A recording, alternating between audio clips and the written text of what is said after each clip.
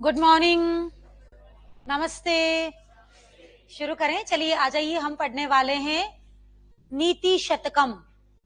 बहुत महत्वपूर्ण ग्रंथ है। सामान्यतया परीक्षा में जो सूक्तियां पूछी जाती हैं वो नीति शतकम की रहती हैं। और यदि हम लोग बात करें Rajasthan first grade, second grade, UP TGT और हरियाणा, एमपी, यूपी, जितने भी स्टेट हैं उनकी सामान्यतया टीजीटी और पीजीटी एग्जाम की, तो सभी के पाठ्यक्रम में नीति शतकम समाहित है। इसलिए नीति शतकम की सामान्य जो जानकारी है, जो बेसिक इंट्रोडक्शन है, जो भर्तृहरि का व्यक्तित्व और कृतित्व जो है उसको हम लोग बढ़िया तरीके से आज पढ़ेंगे, याद करेंगे। और इसके बाद जब जैसे ही क्लास होगी हमारी, तो भर्तृहरि के द्वारा लिखे गए नीति शतकम के 111 श्लोकों को हमें यहाँ पर पढ़ना है। ठीक है ना? तो चलिए बहुत विस्तार पूर्वक पढ़ेंगे, क्योंकि परीक्षा में आने वाली सारी सूक्तियां लगभग नीति शतकम से ही होती है। और एनसीईआरटी की जो आपकी पुस्तकें हैं कक्षा 6 से लेकर 10 तक, उसमें भी 80% श्लोक आपके नीति शतकम के ही हैं। तो नीति शतकम अपने आप में साहित्यिक दृष्टि से तो महत्वपूर्ण है ही है, सूक्तियों की दृष्टि से भी महत्वपूर्ण है। चलिए शुरू करें। टाइटल डाल दीजिएगा नीति शतकम।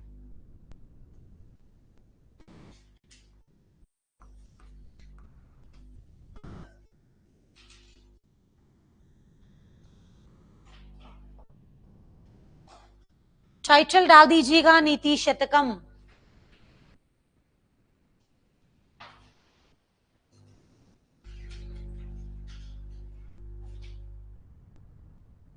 बेसिक इंफॉर्मेशन लिख देते हैं सारी, है ना, फिर उनको फील कर देंगे। नीति शतकम, ठीक है।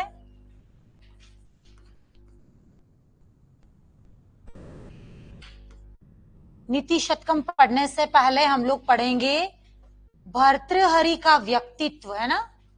टाइटल डालिए नीति शतकम।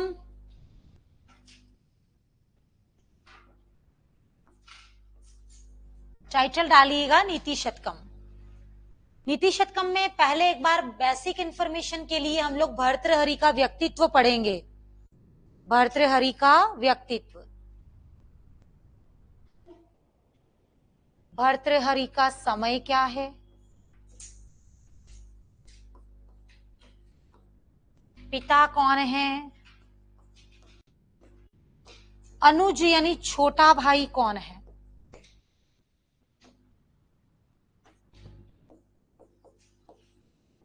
पत्नी पूछी गई थी 2014 फर्स्ट ग्रेड में।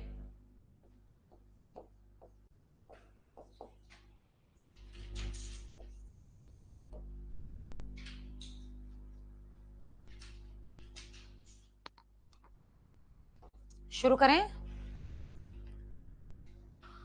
एक बार कंटेंट लिख देते हैं, याद तो मैं करा दूंगी, है ना। भर्तृहरि का समय है, देखो आपने सुना होगा राजा विक्रमादित्य, है ना। राजा विक्रमादित्य जिन्होंने की कौन सा संवत चलाया था, विक्रम संवत 57 ईस्वी पूर्व। तो हम लोग कह रहे हैं कि समय तो हो जाएगा कौन सा, 57 ईस्वी, ठीक है, लिख दीजिए। क्यों? क्योंकि इनका छोटा भाई था कौन, विक्रमादित्य, यानी कि विक्रम संवत का प्रारंभ करता। छोटे भाई से ये 2-3 साल बड़े भी हुए तो भी 57 ईस्वी पूर्व समथिंग वाला साल रहेगा इनका भी समय। 57 ईस्वी पूर्व। अनुज का नाम लिखो पहले। इनका छोटा भाई विक्रमादित्य थे, राजा विक्रमादित्य। और विक्रमादित्य वही थे जिन्होंने विक्रम संवत का प्रारंभ किया। तो विक्रमादित्य का समय, यदि विक्रम संवत का समय 57 ईस्वी पूर्व है तो कवि का समय भी लगभग हुआ होगा। नेक्स्ट आ जाइए। पिता है गंधर्व सेन। पिता का नाम याद रखना है, गंधर्व सेन। जल्दी से आ जाइए। पिता का नाम हो जाएगा गंधर्व सेन। पत्नी का नाम है पिंगला। पत्नी का नाम कौन है, पिंगला। संप्रदाय में आप लिखेंगे ब्रह्म संप्रदाय।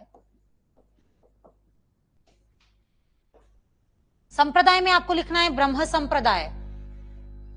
और एक बार के लिए आप ऐसा करो, हमने साहित्यिक शब्दावली में 2 दिन पहले संप्रदाय लिखा था, एक बार के लिए वहां चले जाओ जल्दी से। साहित्यिक शब्दावली में 2 दिन पहले जो हमने संप्रदाय लिखा था, उस संप्रदाय वाले कॉलम में चले जाओ जल्दी जल्दी से।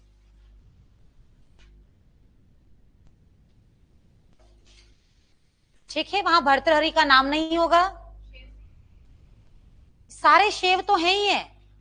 हम भर्तृहरि को ब्रह्म संप्रदाय इसलिए कह रहे हैं क्योंकि भर्तृहरि ने जो नीति शतकम लिखा ना, उस नीति शतकम में इन्होंने परब्रह्म को याद किया है, तो वो हमें याद रह जाएगा कि ये ब्रह्म संप्रदाय को मानते हैं। और ब्रह्म से याद हो जाएगा कौन, ब्रह्म का इन्होंने मंगलाचरण किया, ये चीज याद हो जाएगी। आ रहा है समझ में? इसलिए पर्टिकुलर याद नाम लिख दो भर्तृहरि, शिव से काट दो इसको। शिव को तो मानते थे ये, लेकिन हमें अब याद क्या करना है, मंगलाचरण याद करना है ना। इनका पर्टिकुलर आप क्या लिख दो, भर्तृहरि ब्रह्म संप्रदाय। भर्तृहरि ब्रह्म संप्रदाय लिखो। जहां आपने 4 दिन पहले साहित्यिक शब्दावली में संप्रदाय लिखे हैं ना, वहां पर्टिकुलर लिखो भर्तृहरि ब्रह्म संप्रदाय। वहां पर्टिकुलर लिख दीजिए कौन, भर्तृहरि ब्रह्म संप्रदाय। ये करवाने का रीजन ये था कि आपको मंगलाचरण में किसकी स्तुति की गई है, ये प्रश्न आएगा एग्जाम में, तो हमें वहां पर याद आ जाएगा कि परब्रह्म की स्तुति की है। ठीक है, भर्तृहरि ब्रह्म संप्रदाय लिख दो। फिर सुने ये चेंजेस हमने क्यों किए। ये चेंजेस हमने इसलिए किए क्योंकि नीति शतकम के मंगलाचरण में किसकी स्तुति की गई, ये प्रश्न आएगा। आपके माइंड में यदि शिव सेट होगा तो शिव की स्तुति आप राइट कर दोगे, गलत हो जाएगा। इसलिए हम लोगों ने वहां शिव को तो मानते ही थे, क्योंकि परब्रह्म तो कहीं दिखाई नहीं देता ना, परब्रह्म तो कहीं दिखाई नहीं देता, तो शिव जो है वो तो साक्षात माने गए हैं, तो शिव को तो मानते थे। लेकिन जिसकी स्तुति करेंगे वो कौन है, परब्रह्म को नमस्कार कर रहे हैं ये, इसलिए हमने ब्रह्म लिख दिया। तो अब आपके माइंड में सेट रहेगा कि हाँ भर्तृहरि बराबर ब्रह्म। कंफर्म है? बोर्ड पर आ जाओ फटाफट से, जल्दी से बोर्ड पर आओ। समय क्या है, 57 ईस्वी पूर्व। सही है। पिता कौन है, गंधर्व सेन। छोटा भाई है कौन है, राजा विक्रमादित्य। पत्नी का नाम है कौन, पिंगला। और संप्रदाय हो जाएगा कौन, ब्रह्म संप्रदाय। हमारे सिलेबस में नीति शतकम है, तो हमसे पूछा जाएगा नीति शतकम में कौन सा मंगलाचरण है, किसको याद किया है ना, सारी बातें पूछी जाएंगी। तो हमें याद रखना ये ब्रह्म संप्रदाय के हैं, इसीलिए मंगलाचरण में ब्रह्म को नमस्कार करेंगे। ठीक है, ब्रह्म आपके सामने आ जाए तो हेलो तो नहीं करोगे ना, नमस्कार करोगे, तो ब्रह्म को नमस्कार करेंगे। ठीक है, हो चुका है यहां तक, बढ़े आगे। यहां तक हो चुका है भाई, है ना। पत्नी संप्रदाय, आगे बढ़ो। गुरु जी कौन है, पूछा जा सकता है। गुरु गोरखनाथ। गोरखनाथ की जगह गोरक्षनाथ आए तो भी बात सही है। गोरख गाय का रखवाला, गोरख यानी गाय का रखवाला, और गोरक्ष यानी गाय का रक्षा करने वाला। अरे समझ में, नाम में कंफ्यूज मत होना। गोरखनाथ या गोरक्षनाथ एक ही बात है। ठीक है, ये हो गया इनका व्यक्तित्व। फिर से बात करें, व्यक्तित्व यानी कौन व्यक्ति है, उसकी पर्सनल इंफॉर्मेशन क्या है। समय कौन है, 57 ईस्वी पूर्व। पिताजी कौन है, गंधर्व सेन। माताजी का नाम उल्लेख प्राप्त नहीं होता है हमें। छोटा भाई कौन है, विक्रमादित्य। फिर हम कह रहे हैं पत्नी का नाम कौन है, पिंगला। गुरुजी कौन है, गोरख। कोई गोरक्ष भी कह सकते हैं, देख लीजिएगा ऑप्शन में क्या लिखा है। ठीक है, चलिए ये हो गया था व्यक्तित्व। अब टाइटल डाल दीजिए भर्तृहरि।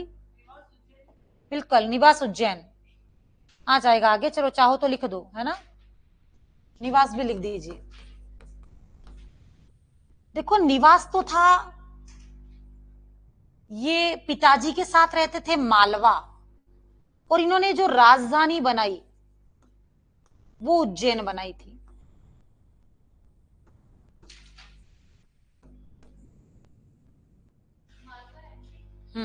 दोनों एमपी हैं।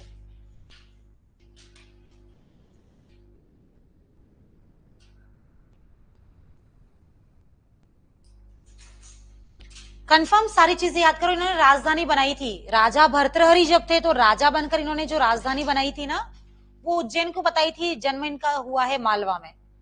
ठीक है, बढ़े आगे। पहले वाली स्लाइड वापस देखनी है, चलिए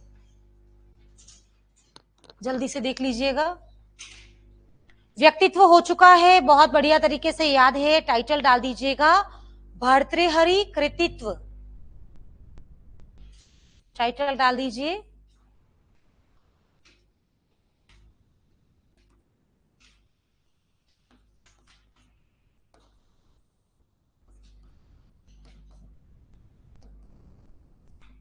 भर्तृहरि कृतित्व, है ना। बहुत सारी कृतियां हैं। टाइटल डाल दीजिएगा भर्तृहरि कृतित्व। सबसे पहले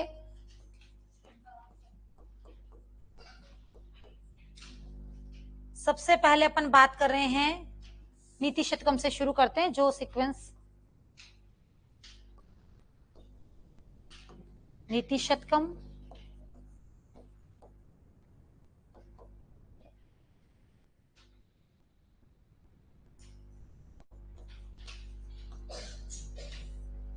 श्रृंगार शतकम और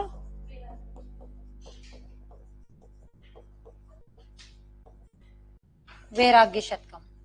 3 शतक हैं, पता है बढ़िया तरीके से। नीति शतकम, श्रृंगार शतकम और वैराग्य शतकम। ठीक है, यहां तक आगे बढ़ जाइए जल्दी से। नीति शतकम, श्रृंगार शतकम और वैराग्य शतकम, है ना। शतक त्रय एग्जाम में पूछा जाता है, शतक त्रय के रचयिता कौन है। ठीक है, शतक त्रय के रचयिता कौन है, तो भर्तृहरि। ये तो इनके साहित्यिक ग्रंथ हो गए, ध्यान दीजिएगा। ये तो इनके साहित्यिक ग्रंथ हो गए, याद रखिएगा। दूसरे वाले पार्ट में हम लोग बात करेंगे भर्तृहरि के व्याकरण ग्रंथों की। नेक्स्ट आ जाइए, हम लोग बात कर रहे हैं भर्तृहरि के व्याकरण ग्रंथों की। भर्तृहरि के व्याकरण ग्रंथों में नाम लिख दीजिए।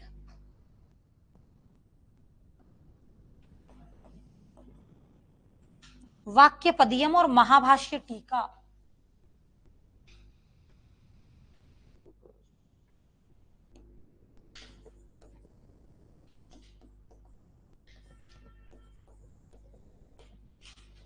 वाक्य पदियम और महाभाष्य टीका,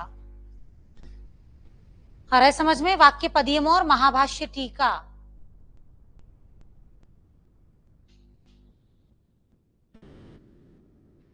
वाक्य पदियम और महाभाष्य टीका। शुरू करें। वाक्य पदियम के लिए प्रश्न बन सकता है, बहुत ज्यादा इंपॉर्टेंट। वाक्य पदियम का दूसरा नाम है त्रिकांडी, क्योंकि इसमें 3 कांड हैं। वाक्य पदियम का दूसरा नाम हो जाएगा कौन, त्रिकांडी, क्योंकि इसमें कितने कांड हैं, 3। ठीक है,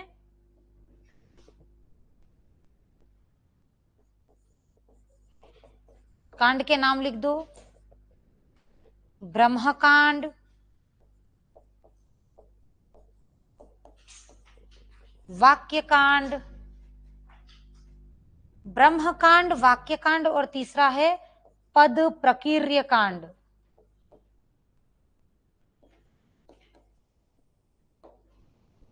ब्रह्मकांड, वाक्यकांड और पद प्रकीर्य कांड हो जाएगा।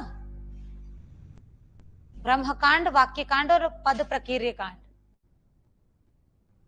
वाक्य पदियम बहुत इंपॉर्टेंट प्रश्न वाक्य पदियम से आ जाएगा। वाक्य पदियम के रचयिता कौन है। ठीक है ना, मूल जो ग्रंथ है उसके अतिरिक्त ग्रंथों का भी एग्जाम में बहुत ज्यादा रोल रहता है। ब्रह्मकांड, वाक्यकांड, पद प्रकीर्य कांड।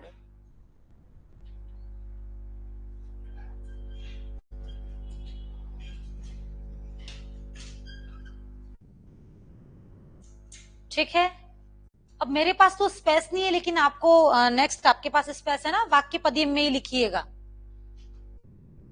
वाक्य पदियम में ही एक लाइन लिखनी है, बहुत इंपॉर्टेंट।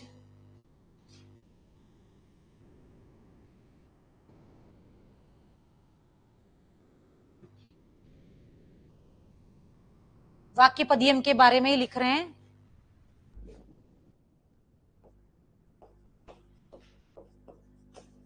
वाक्य पदियम व्याकरण की दार्शनिक व्याख्या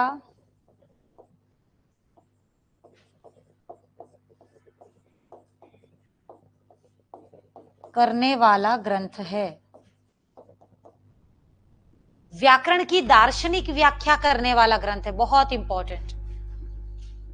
वाक्य पदियम व्याकरण की दार्शनिक व्याख्या करने वाला ग्रंथ है।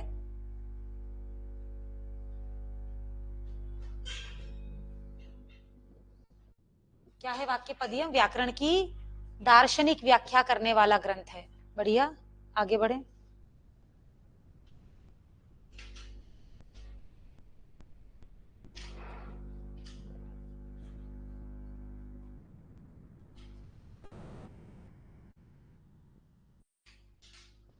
दूसरा, इन्होंने महाभाष्यम पे टीका भी लिखी है ना, याद रखिएगा। निम्नांकित में से कौन सा नीति कवि व्याकरणज्ञ भी है? समझ रहे मेरी बात? नीति कवि है क्या ये? भर्तृहरि को हम नीति कवि के संदर्भ में ही तो पढ़ रहे हैं अभी। निम्नांकित में से कौन सा कवि व्याकरणज्ञ है? या फिर पूछें भर्तृहरि के 2 व्याकरण ग्रंथ कौन से हैं? ठीक है, 2 क्वेश्चन लिख दीजिए। चलिए, निम्नांकित में से कौन सा नीति कवि, निम्नांकित में से कौन सा नीति कवि व्याकरणज्ञ है? निम्नांकित में से कौन सा नीति कवि व्याकरणज्ञ है? हो जाएगा। निम्नांकित में से कौन सा नीति कवि व्याकरणज्ञ है? निम्नांकित में से कौन सा नीति कवि व्याकरणज्ञ है? बढ़े आगे।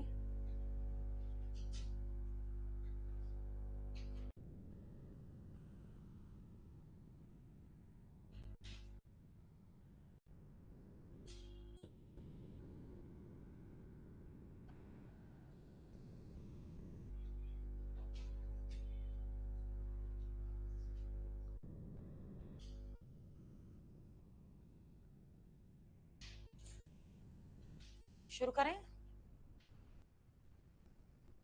निम्नांकित में से कौन सा नीति कवि व्याकरणज्ञ है? अब ऑप्शन में आपको नारायण पंडित देंगे, विष्णु शर्मा देंगे। लिख दीजिए, ऑप्शन अब सद बना दीजिए। नारायण पंडित, ऑप्शन बना दीजिए नारायण पंडित।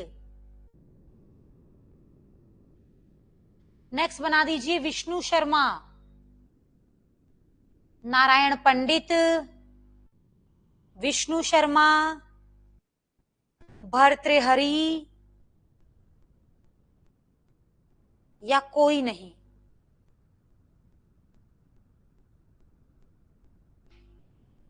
ठीक है, हो जाएगा। आगे बढ़ जाइए।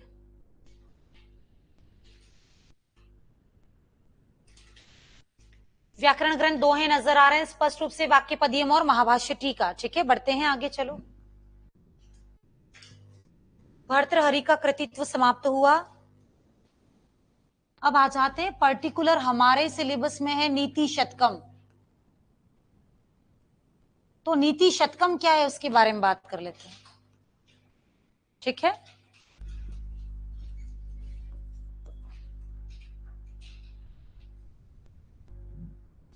नीति शतकम के रचयिता कौन है? नीति शतकम काव्य का कौन सा प्रकार है?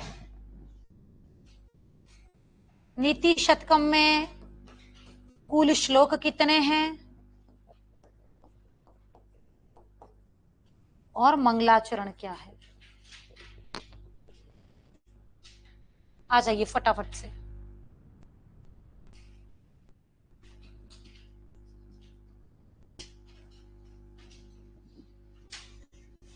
रचयिता कौन हो जाएंगे? भर्तृहरि।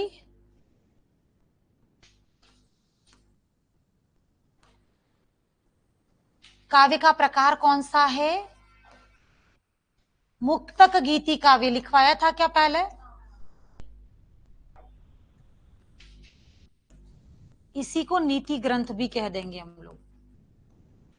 मुक्तक गीति काव्य है ये, बिल्कुल। गीति काव्य के दो भेद थे, प्रबंध और मुक्तक। प्रबंध में जाएगा मेघदूतम और मुक्तक में जाएगा कौन? नीति शतकम, श्रृंगार शतकम, है ना। ये सारे श्लोक एक दूसरे से अलग अलग होंगे। कुल श्लोक कितने हैं? मंगलाचरण सहित बात करें तो 111 श्लोक हैं।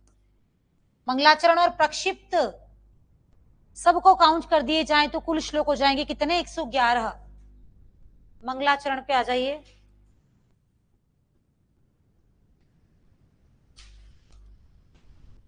मंगलाचरण हमने पहले सबके कर रखे हैं ना।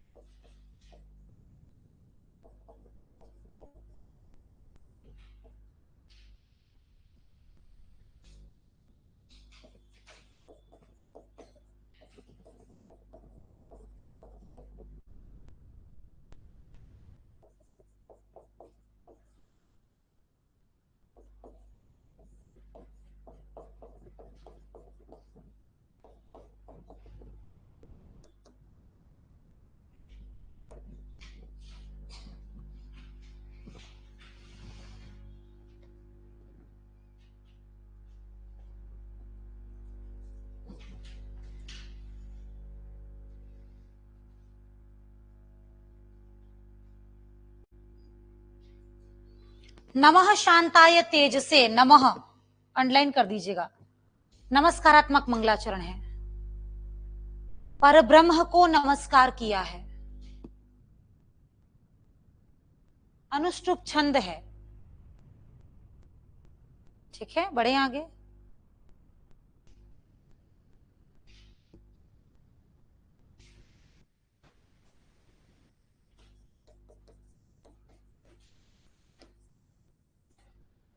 सबसे पहले हम कह रहे हैं कि किस प्रकार का मंगलाचरण है, तो नमस्कारात्मक मंगलाचरण है।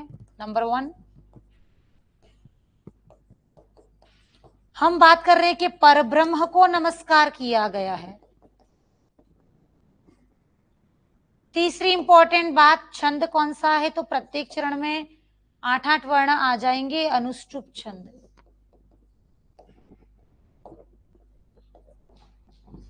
ठीक है,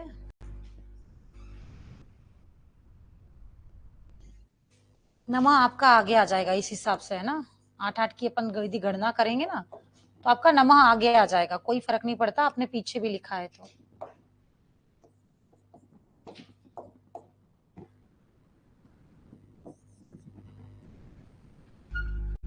ठीक है ना, चलिए बढ़े आगे। अनुष्टुप छंद है, 8-8 चारों चरण में वर्ण गिनने थे। नमः पीछे भी लिख दिया तो कोई फर्क नहीं पड़ रहा, अभी छंद नहीं पढ़ रहे हम लोग यहाँ पर, है ना। याद कर लीजिए टोटली।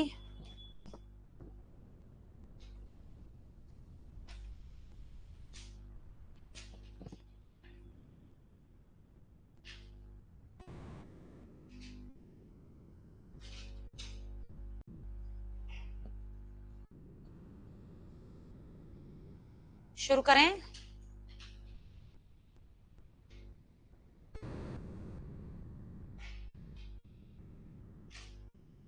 जितनी भी क्लासेस हम लोग दे रहे हैं ना लाइव, वो जस्ट 2-3 घंटे बाद आप देखिएगा लाइव सेक्शन में आ जाती है। और जब कोई कंटेंट पूरा हो जाता है, जब जैसे नीति शतकम पूरा हो जाएगा तो हम इस पूरे के पूरे कंटेंट को, पूरा जो लाइव चला था उसको, कंटेंट आपका जो सिलेबस में कंटेंट ऑप्शन है ना, उस कंटेंट में डाल देते हैं ताकि आपके सिलेबस के अकॉर्डिंग आपको चीजें एक साथ अवेलेबल हो जाएं। तो आप कंटेंट में जाकर पढ़ा करें। सबसे पहले कंटेंट में आप नहीं पढ़ रहे हैं, आपको लाइव पढ़ना है, तो आप लाइव के समय लाइव आ जाएं। लाइव के समय लाइव नहीं आ पा रहे हैं तो 3-4 घंटे बाद है ना, आप देख लीजिएगा लाइव सेक्शन में क्लास आ जाएगी। शुरू करते हैं। हो चुका होगा सब कुछ। नीति शतकम ग्रंथ के रचयिता कौन है? भर्तृहरि। काव्य का कौन सा प्रकार है? मुक्तक टाइप का गीति काव्य है। कुल पद्य कितने हैं? मंगलाचरण और प्रक्षिप्त अंश को लेकर जोड़ा जाए तो 111। फिर हम लोग कह रहे हैं मंगलाचरण याद ही है, दिक् कालाद अनवच्छिन्न पता है, नमः आया नमस्कारात्मक मंगलाचरण है, शिव को नमस्कार, सॉरी परब्रह्म को नमस्कार कर रहे हैं। छंद कौन सा है? अनुष्टुप। कंफर्म याद कर लीजिएगा।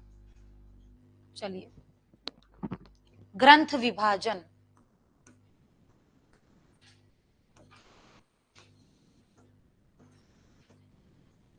नीति शतकम का हमें ग्रंथ विभाजन पढ़ना है। ग्रंथ विभाजन के अंतर्गत पूरा नीति शतकम कितने भागों में विभाजित है? तो 10 पद्धतियों में।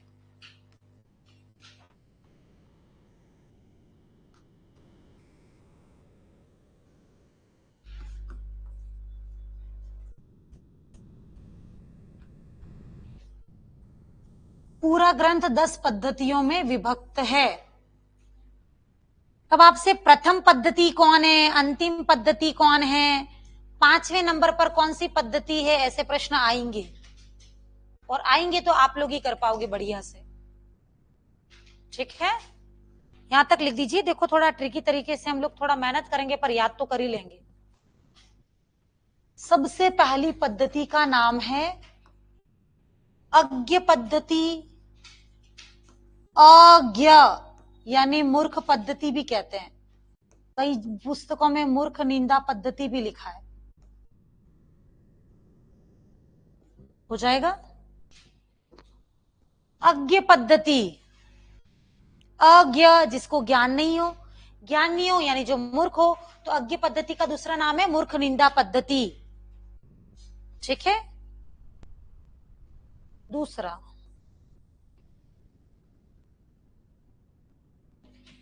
मूर्खों की निंदा की गई तो विद्वानों की प्रशंसा करनी पड़ेगी, विद्वत प्रशंसा पद्धति।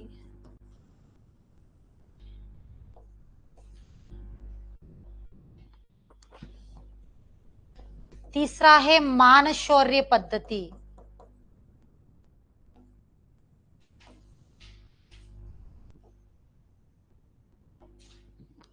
चौथा,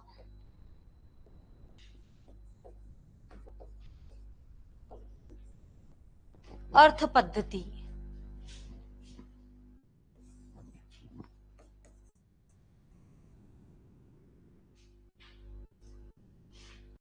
पांचवा,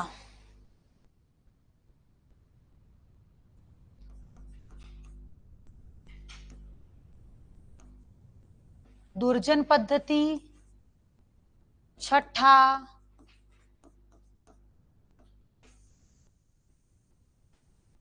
सुजन पद्धति। सातवां,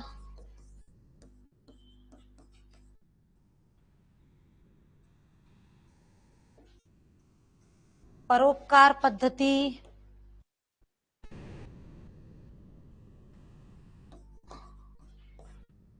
धैर्य पद्धति।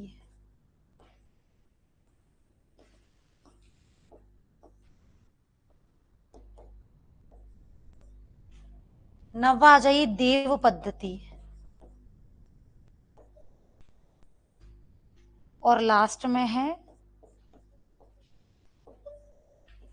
कर्म पद्धति।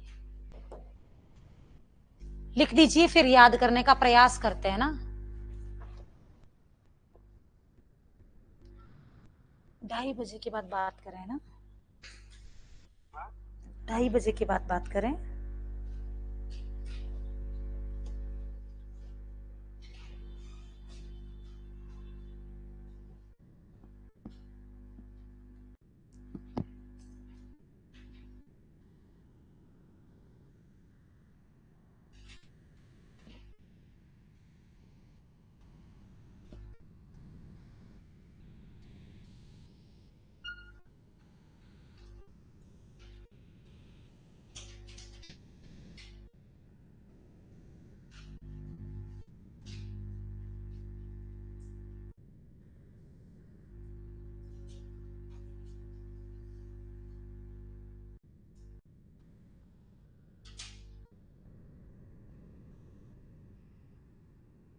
शुरू करें। कोशिश करते हैं कैसे याद करेंगे, है ना, थोड़ा सा प्रयास तो करना पड़ेगा, भीड़ से अलग निकलना है तो। देखिए बोर्ड पे आ जाओ जल्दी जल्दी से। अज्ञ यानी मूर्ख, पहले हिंदी अर्थ समझा देती हूँ कठिन शब्दों के, है ना। अज्ञ यानी मूर्ख, अज्ञ जिसे कुछ पता नहीं है, अज्ञानी। विद्वत यानी विद्वान, मान शौर्य सम्मान, अर्थ पैसा, दुर्जन पद्धति, सारे दुर्जन के क्या क्या गुण होते हैं, सुजन अच्छे व्यक्तियों के क्या क्या गुण होते हैं, परोपकार पद्धति, ठीक है, धैर्य पद्धति, धैर्य से ही काम अच्छे बनते हैं, देव पद्धति, देव यानी भाग्य, ये पद्धति बाय द वे नहीं आता है तो भाग्य पद्धति, कर्म पद्धति, कार्य करो, ठीक है।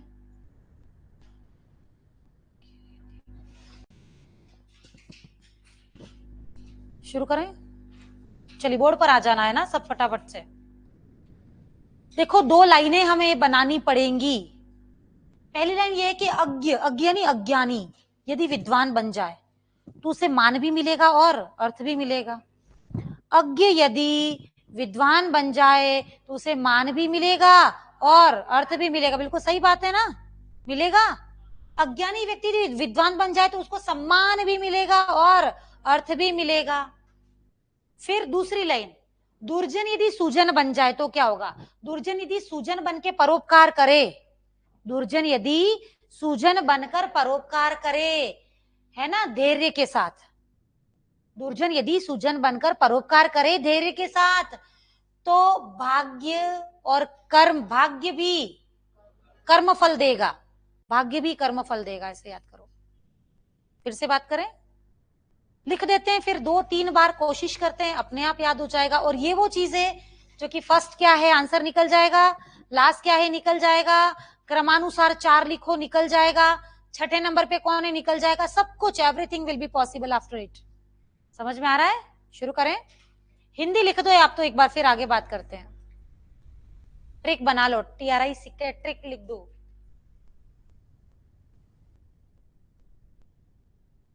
ट्रिक लिख दो।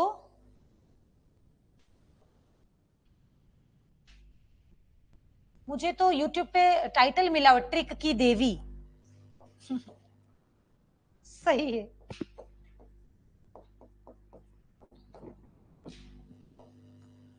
चलिए, अज्ञ यदि लिखना शुरू कर दो।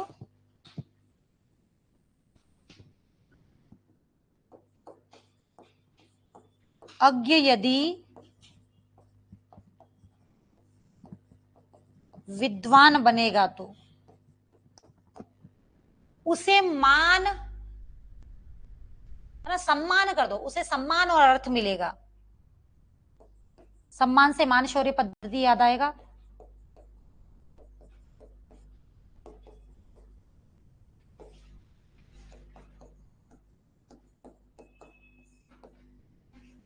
अज्ञ यदि विद्वान बन जाए तो उसे सम्मान और शौर्य मिलेगा, बिल्कुल सम्मान और अर्थ मिलेगा, बिल्कुल सही बात है, सम्मान और अर्थ मिलेगा। अज्ञ यदि विद्वान बन जाए, विद्वान से विद्वत पद्धति याद रहेगा, अज्ञ यदि विद्वान बन जाए तो उसे सम्मान और अर्थ मिलेगा, सही है ना। दुर्जन यदि सुजन बनकर दुर्जन यदि सुजन बनकर,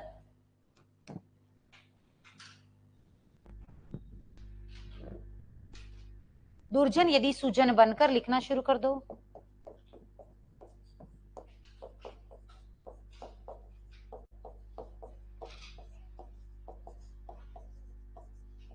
दुर्जन यदि सुजन बनकर परोपकार और धैर्य से कार्य करेगा, परोपकार और धैर्य से कार्य करेगा।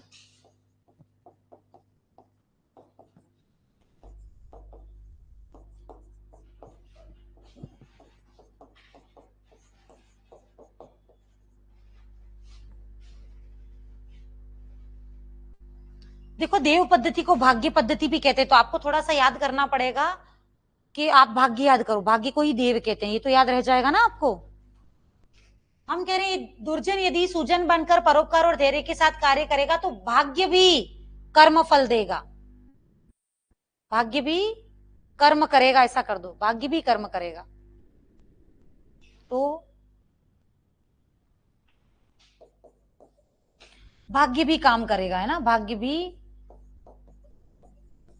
कर्म, कोष्टक में काम लिख दो, भाग्य भी कर्म करेगा। अपन कहते ना हमारा भाग्य काम ही नहीं करता है, तो दुर्जन यदि सुजन बनकर परोपकार और धैर्य करेगा तो ही तो परोपकार भी काम करेगा, तो ही तो भाग्य भी काम करेगा, है ना, भाग्य भी कर्म करेगा, भाग्य से भी रिजल्ट आएंगे।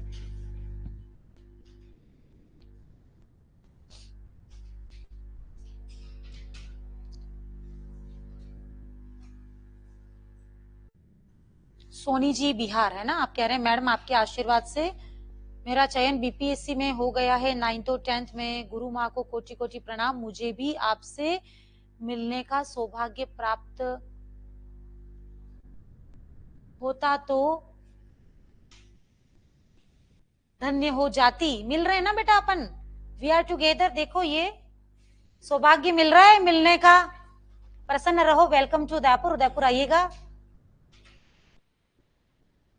बिल्कुल, बहुत सारा आशीर्वाद, है ना, आप लिख रहे हैं, एक बार पढ़कर आशीर्वाद जरूर देना, खूब सारा आशीर्वाद, खूब पढ़ो, 9th 10th में पास हुए हो, आप अपर ग्रेड में जाओ, है ना, हायर एजुकेशन में जाओ, उससे भी आगे जाओ, ठीक है, बहुत अच्छा लगेगा, मेरे स्टूडेंट यदि मुझसे भी आगे बढ़ जाएं, मेरे जितने फॉलोअर हैं उससे 4 गुना आपके ज्यादा होंगे तो मुझे अच्छा लगेगा, मुझे कभी ये नहीं लगेगा कि देखो मुझसे पढ़ के मेरे से आगे बढ़ा, बहुत खुशी होगी कि मुझसे पढ़ के मुझसे आगे बढ़ा, बहुत अच्छा लगेगा, है ना, सब आगे बढ़ो फटाफट से।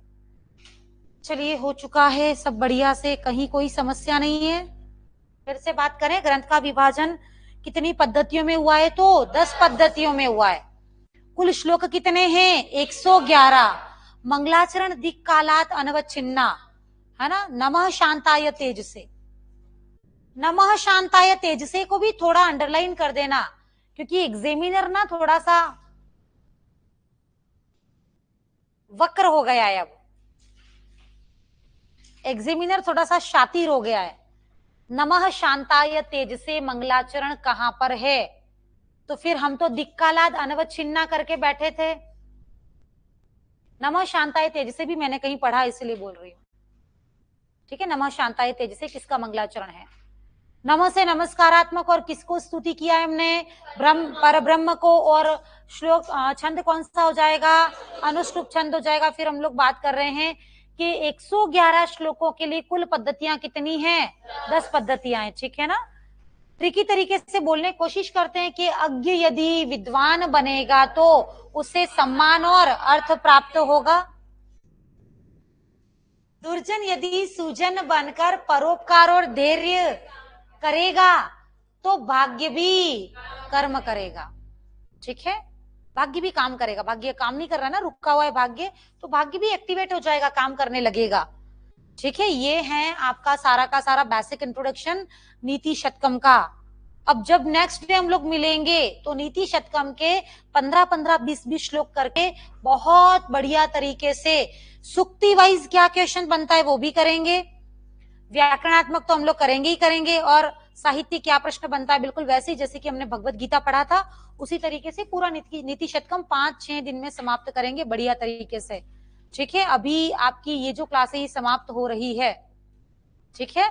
फिर मैं बता रही हूँ कोई मुझे पर्सनली कॉल ना करे, आपकी क्लासेस क्यों नहीं चल रही मैडम, तो मैडम स्पष्ट यहाँ पर बता रहे हैं कि 4 दिन के कंप्लीट हॉलीडे हैं, यहाँ पर ऑनलाइन ऑफलाइन कोई क्लासेस नहीं चलेंगी, केवल टेक्निकल काम होगा। तकनीकी कोई समस्या है तो आप बिल्कुल 11 से 12 के बीच में कॉल कर लेना, तकनीकी समस्या है तो, 11 से 12 के बीच में कॉल कर दें, व्हाट्सएप पर मैसेज छोड़ दें, क्या समस्याएं हैं, समस्याओं का समाधान प्रतिदिन होता रहेगा। आपकी छुट्टी है, मेरी नहीं है। I will be here always, है ना। चलिए, ओके।